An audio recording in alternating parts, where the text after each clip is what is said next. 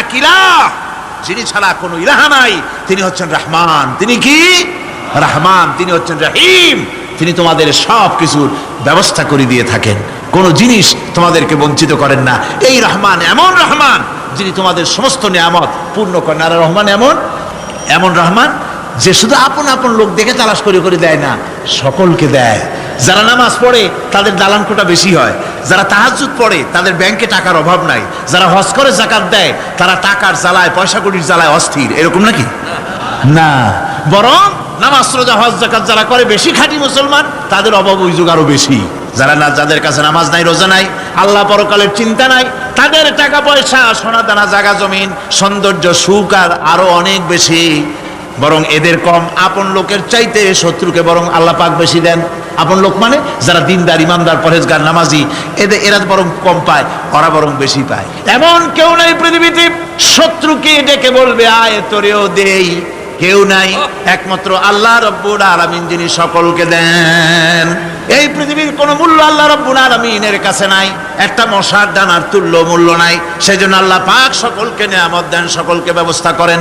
তাই এই কোরআন শরীফ আল্লাহ পাক তার মানুষের প্রতি এত দয়া মানুষের প্রতি, যে আল্লাহ পাকের দয়াটা কার?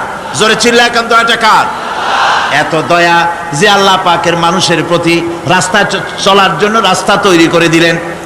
পাহাড়ের ভিতরে মানুষ যেন হারায় না যায়, পাহাড়ের ভিতরে গিরিপথ বানালেন যিনি, মরুভূমির ভিতরে হারায় না যায় নিশানা বানালেন যিনি, সমুদ্রের ভিতরে রাতের আধারে যেন গভীর সমুদ্রে হারায় না যায়, সেজন্য মহাশূন্যের ভিতরে তারকা প্রদীপ জ্বালায়া পথের নির্দেশনা দিয়ে দিলেন যিনি, এত ব্যবস্থাপনা যিনি করলেন, সে আল্লাহ রাব্বুল আলামিন মানুষের জন্য এই পৃথিবীতে ব্যক্তি, পরিবার, সমাজ ও রাষ্ট্রে, আন্তর্জাতিক জীবনে, স্বরাষ্ট্রনীতি, পররাষ্ট্রনীতি, শিক্ষানীতি, যুদ্ধনীতি, বন্দিনীতি, তার জীবনের সমস্ত নীতিমালার ব্যাপারে আল্লাহ রাব্বুল আলামিন বুঝি কোনো দিকদর্শন দেন নাই।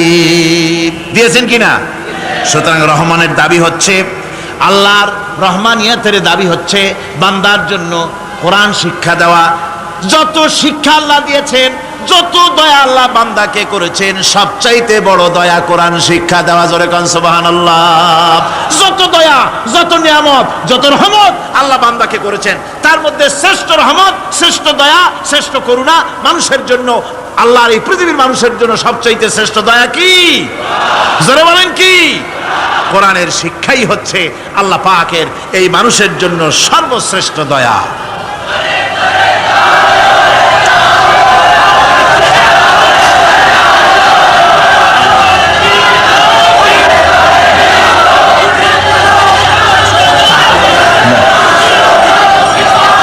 আমার ভাইয়েরা, কোরআনে কারীম কত বড় নিয়ামত।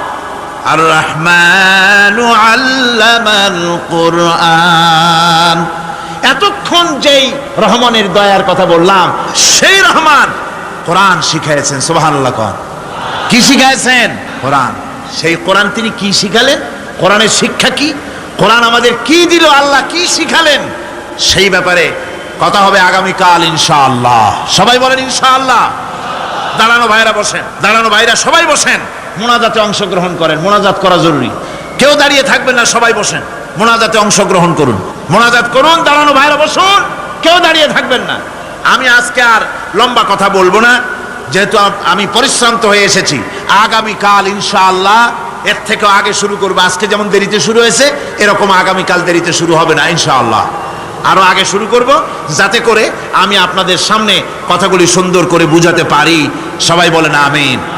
কোরআন আমাদের কি দিল, কত বড় রহমত এই কোরআন, যে আল্লাহ এত বড় দয়া, সে আল্লাহ আমাদের কি শিখালেন, সেই কথাই আগামীকাল আলোচনা হবে ইনশাআল্লাহ। আজানে এই কি বলে, মুনাজাতের পরে আজান হবে, আজানের পরে বা জামাতে সার নামাজ হবে, এশার নামাজ বা জামাতের সাথে আদায় করে যাবেন। মুনাজাতের কথা শুনে টুপি মাথায় দেওয়া লোক উঠে হাঁটতে পারে, এটা তো বিশ্বাস করার অযোগ্য। কেমন কথা? টুপি মাথায়, জামা গায়ে দেওয়া। টুপি ছাড়া কেউ হলে মনে করতাম যে অন্য কেউ বুঝি, কিন্তু মুসলমান মুনাজাতের নাম শুনে হাঁটে, এটা দারুণ একটা বেকায়দার কথা, এবং এটা একটা বেয়াদবি কাজ। মুনাজাত লাগে না, দোয়া লাগে না, এমন কোন মানুষ আছে নাকি? কোন? সকলের জন্য দোয়া প্রয়োজন। আমরা দোয়া করবো আল্লাহর দরবারে, এশার নামাজ বা জামাত আদায় করে যাবেন। আল্লাহুম্মা আমিন। রব্বানা যালামনা أنفسنا وإن لم تغفر لنا وترحمنا لنكونن من الخاسرين ربنا لا تزغ قلوبنا بعد إذ هديتنا وهب لنا من لدنك رحمة إنك أنت الوهاب আয় আল্লাহ তাআলা হাজার হাজার মুসলমান নরনারী দীর্ঘক্ষণ ধরে তোমার দ্বীনের কথা আমরা শুনেছি, আলোচনা করেছি। মেহেরবানি করে দুরূদ ও সালাম টুকুন আলোচনার সওয়াব টুকুন জনাবে মুহাম্মদ রাসূলুল্লাহ সাল্লাল্লাহু আলাইহি ওয়াসাল্লামের রূহ মুবারকে পৌঁছায় দাও রব্বুল আলামিন। আমরা যত লোক এখানে বসেছি এর মধ্য থেকে যাদের মা বাপ দুনিয়া থেকে বিদায় হয়ে গেছে, আল্লাহ দয়া করে মেহেরবানি